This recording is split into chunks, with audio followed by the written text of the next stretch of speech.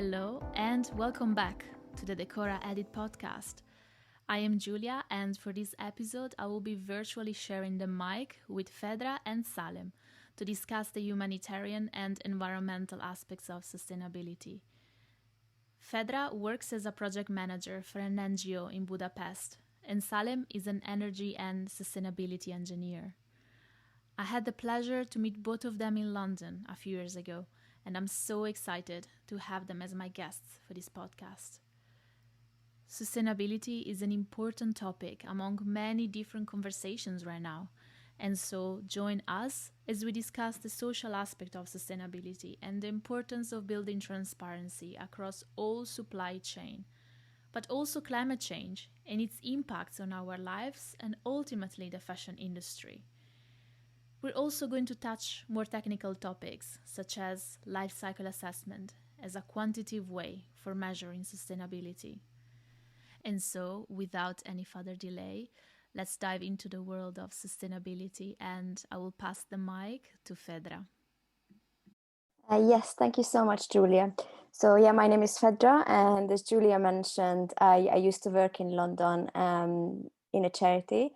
And my background is basically in charities and NGOs mainly, and how I kind of came across sustainability and social enterprise. I guess it was a long journey which started with my master's degree, and I also worked as a volunteer, kind of sustainability expert with the charity that I was involved with. So that's kind of briefly what's my background. Let me pass on to Salem now to introduce himself as well. Hi everyone, my name is Salem and I'm an energy and sustainability engineer who works in London. Been working in this field for around 7 years, and I've made it my life goal to try and improve the environment through building more sustainably, building buildings more sustainably, and cities more sustainably. And it's a topic that's very, very close to my heart. So I'm very excited to talk to you today about this. Thank you. The social aspect of sustainability is probably not as much discussed as economic or environmental sustainability. However, it is such an important part of the development of a sustainable business. So, when we discuss social sustainability, what are we actually referring to?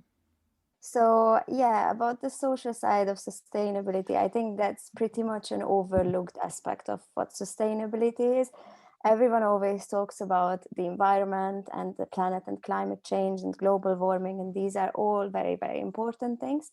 But at the same time, they are all connected to the social element, the social aspect of sustainability. And that's about the people, and that's about our community and communities. And basically, this is the human cost of doing business. So when we think about social sustainability, I think the big questions that we should be asking ourselves as businesses are, for example, are our employers paid minimum living wage? Are working conditions safe for the people? Did we establish necessary processes against harassment in the workplace? Is there, for example, a safeguarding policy in place? What about overtime and employee well-being? Are customers happy? Are employees happy as well? What about suppliers? What about their employees? Are they happy? Do they have safe working conditions? And I think at the end also, what about diversity and inclusion? Did we do anything against discrimination in the workplace? Are there any policies implemented from the stage of recruitment? And these are very important questions to ask when it comes to social sustainability. And I might talk quite a lot about the concept of social enterprise during this podcast, just because that's kind of like an area very, very close to my heart. So I think many of you might have heard about social enterprise and what it is and what they do, but just to kind of quickly give an explanation. Social enterprises are businesses that operate for a profit, but at the same time they do have other goals that they measure and that they want to pursue. So these goals can be environmental, they can be social, depending on what the issue is that they are trying to kind of solve, or what the problem is that they are trying to solve. And I would say this is a very important thing to talk about, because the well-being of people and the well-being of our community and the social sustainability aspect is I think as important as the environmental one, and they are kind of all linked together at the same time. And yeah, so apart from like measuring the financial results and trying to um, earn a profit and looking at shareholder interest, there's other things that companies can measure that social enterprises are very good at, and this is the results of the actions that they take for the environment and for the planet, and also for the community and the people. And yeah, I think that's quickly what kind of social sustainability is about.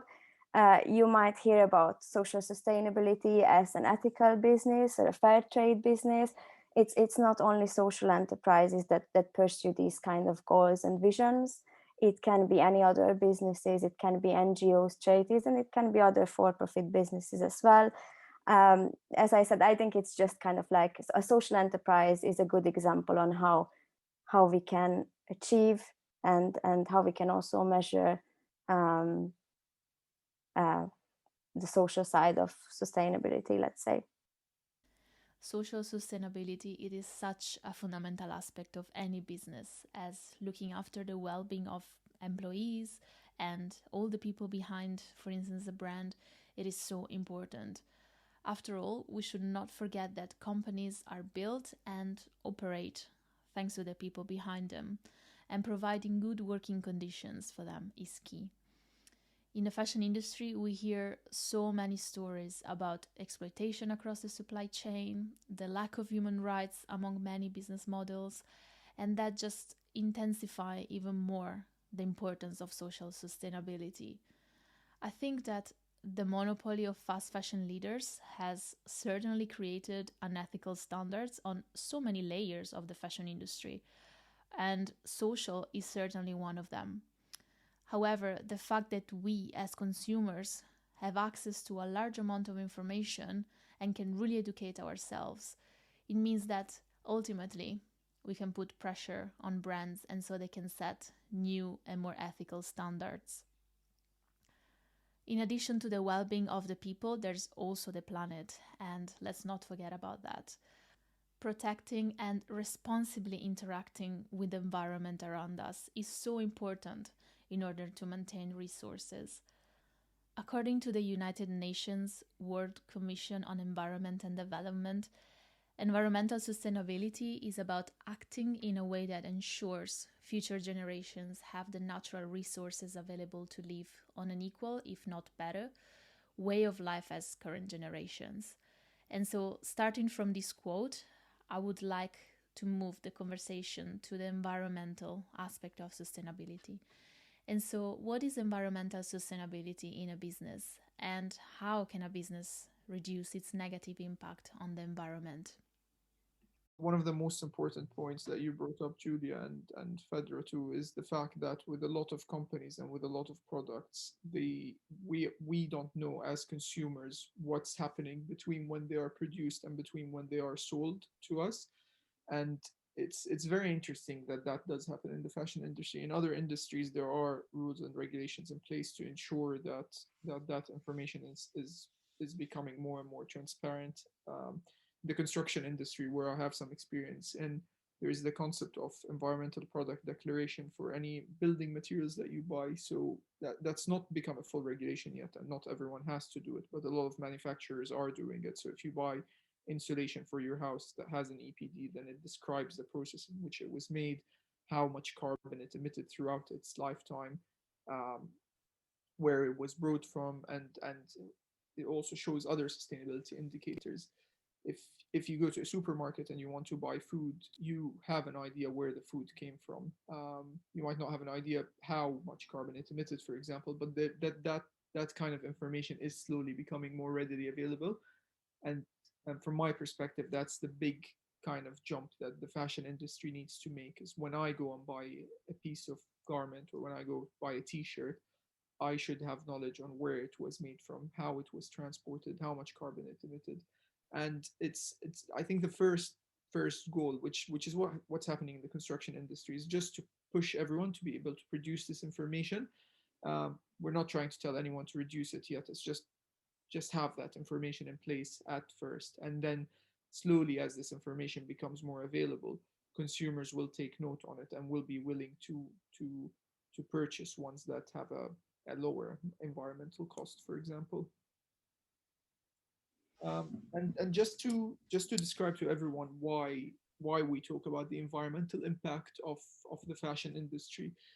There's a lot of words that get thrown around: climate change, rising temperatures, melting ice. There is a lot, but in its simplest term, when a T-shirt is produced somewhere, um, in a factory, that T-shirt requires energy to produce, and that energy requires fuel.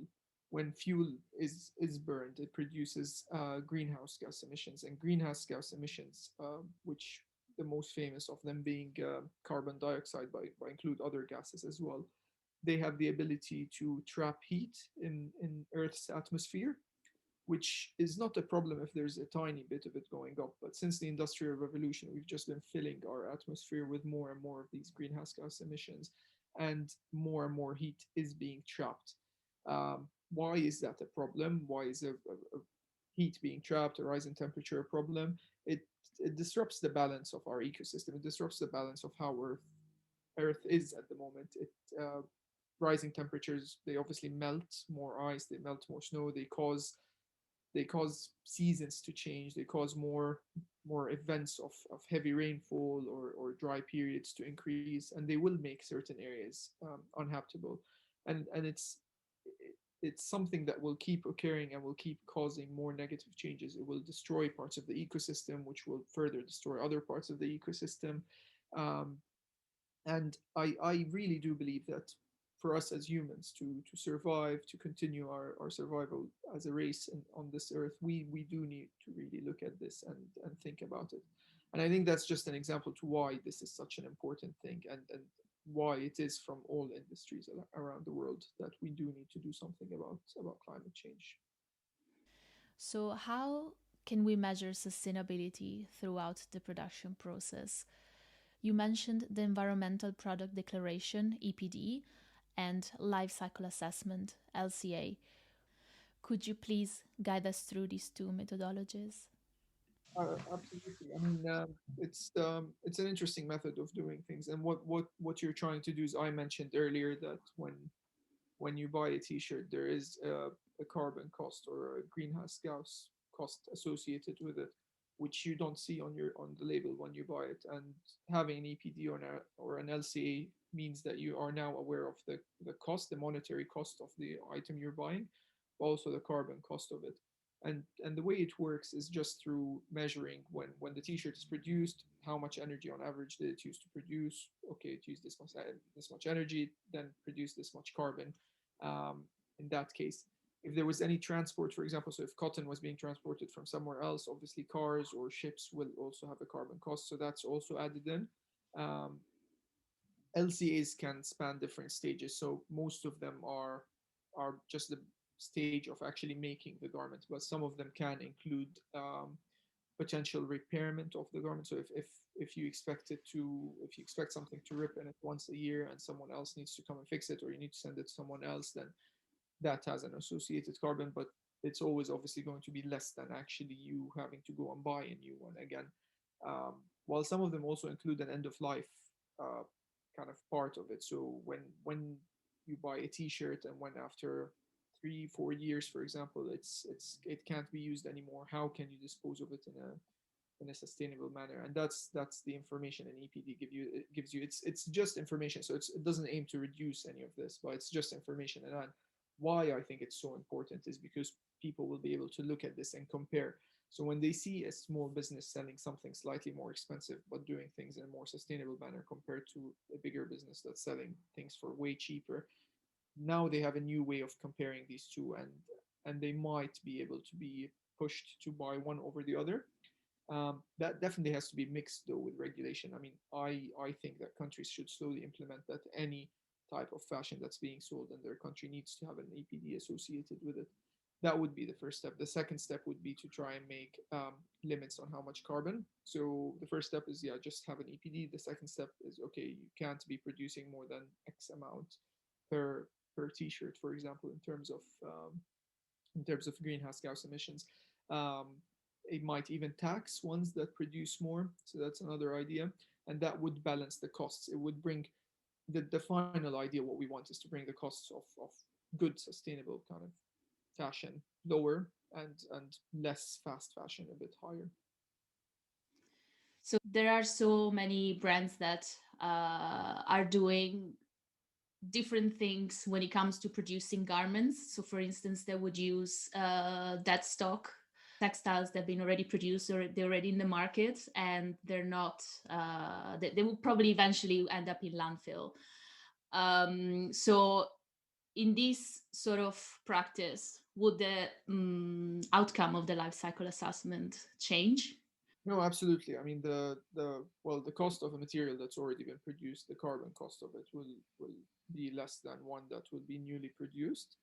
So it would give advantages for companies who are using recycled materials, for example. It would Okay. give advantages for companies who are making things that are easy to recycle, because then you can produce more with it.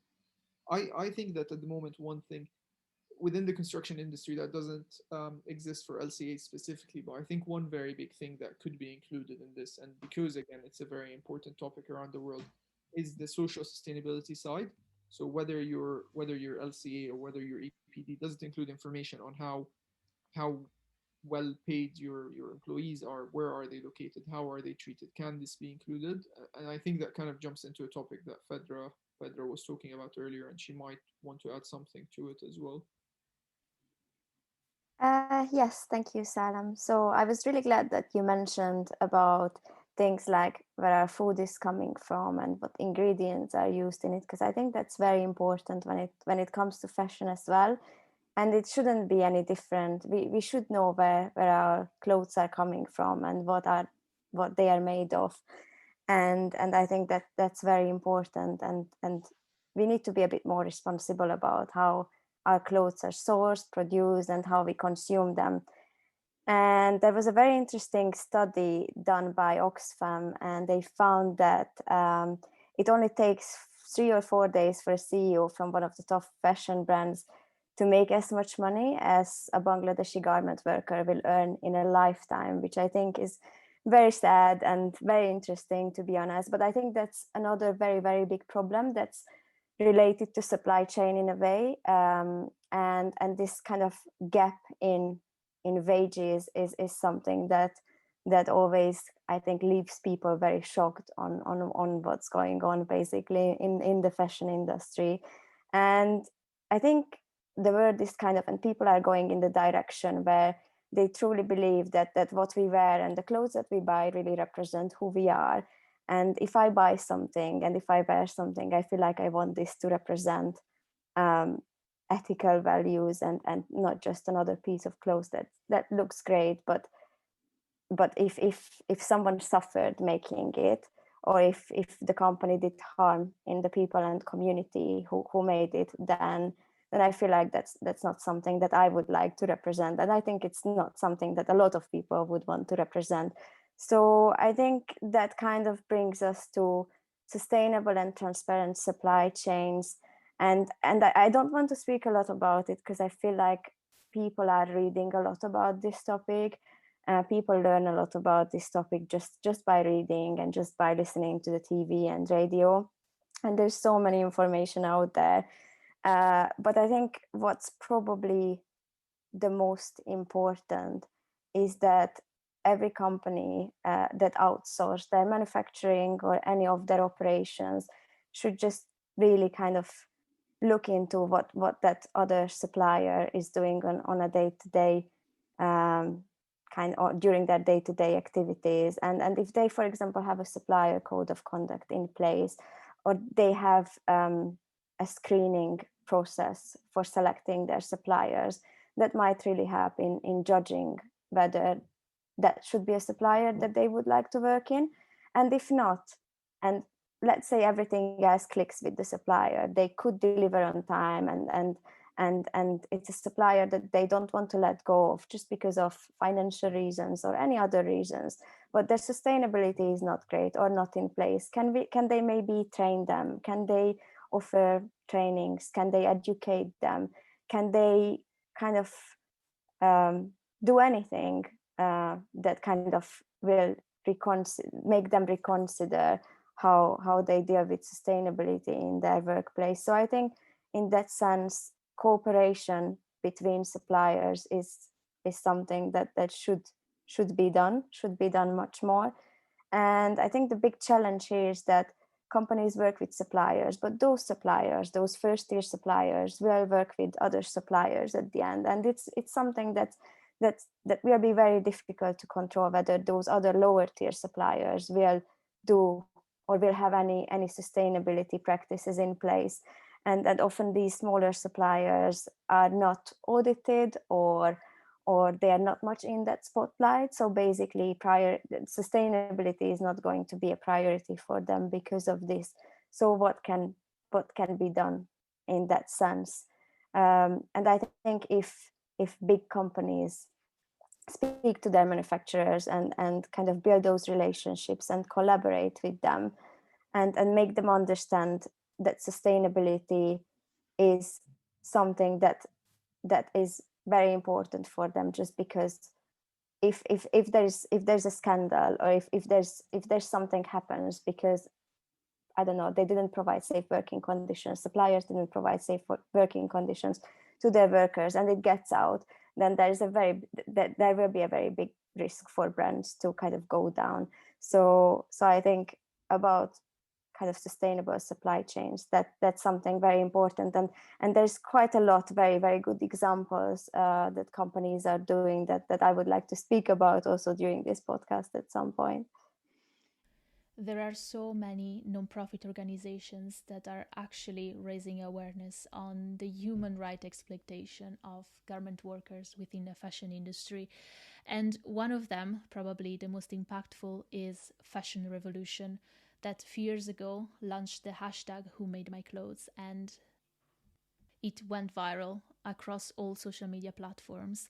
And the aim of the campaign is simply to hold brands accountable and share information of their supply chain, and essentially just stand up for garment workers and urging brands to think of the workers' well-being before profits. There are a couple of companies that kind of took sustainability to another level. And one of them would be the American outdoors clothes company, Patagonia. They incorporated, I'm not sure exactly when, but basically I think they incorporated straight as a benefit corporation, or they got the certificate later, I'm not sure. And basically by being a benefit corporation, they just made a promise that they won't only measure their financial results, but they will also measure their environmental and social kind of results as well. And so what they've basically done, they usually donate 1% of their income to an organization trying to solve environmental issues. They really take care of diversity in the workplace. I think 50% of their board members are women, compared to the national average, which is much, much lower. I think their kind of average kind of workforce is comprised of or 50% of their workforce is comprised of women, or 52, I think, even higher. And a lot of their executives are women as well. So there's this wide range of kind of diversity in the workplace.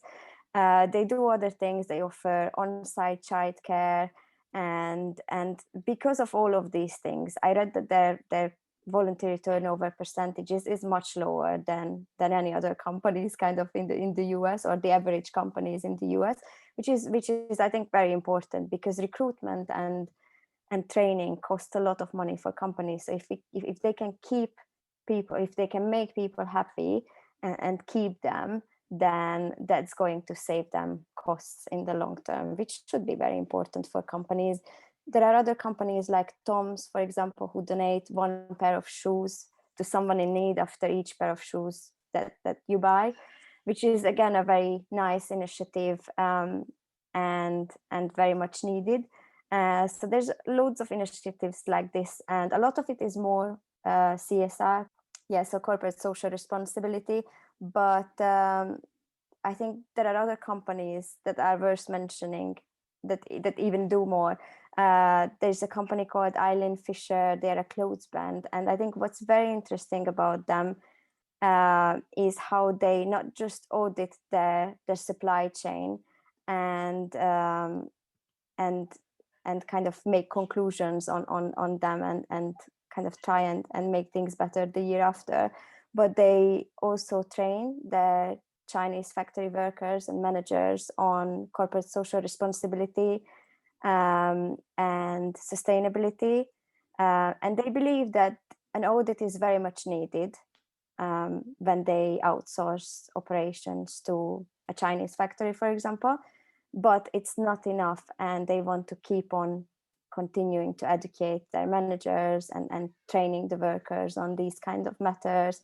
They also work with an alternative supply chain. That's very interesting. So they work with a supply chain or with like a small family in Peru, and they are part of a program that give these Peruvian families training on knitting and making clothes, and then they give them knitting machines, and then they give them constant work, which is a very interesting model, I think, because they don't just make clothes in a factory and, I don't know, donate money to people in need just to kind of overcompensate the negative environmental and social impacts kind of made in that factory, if any, but they participate in this kind of social mobility program that gives families in need the opportunity to train themselves and to sustain them, to learn something that will help them sustain themselves in the future.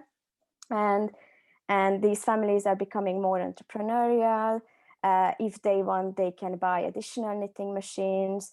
There are no interest loans that the company is offering, and these skills and this training is not just money that will help them for the time being, but it's actually very, very important skills that they learn that they will be able to use not just with this company, not just necessarily with Eileen Fisher, but with other companies in the future, so they can also pass this knowledge onto their kind of family members later on and friends. And I think that's a very good kind of like entrepreneurial approach to social sustainability. Thank you for sharing, Fedra. And I think it's actually very inspiring as well. And is also very important for a brand to share this information, because it really brings trust to the final consumer, encourages the support of the local community, because most of the times when big brands tend to outsource their production, they don't have relations, and so most of the times they just don't know what happens overseas, and that's why many bad news that we hear are happening. And so revaluing the community, helping people, but not just financially, also helping them to build their own skill set is certainly the standard. And hopefully we'll see more of these great practices in the fashion industry. Thank you so much for listening to this episode. If you enjoyed, please subscribe to this podcast and share it with anyone who might be interested, as it would really help to spread the message out there. And I will see you back here in the next episode.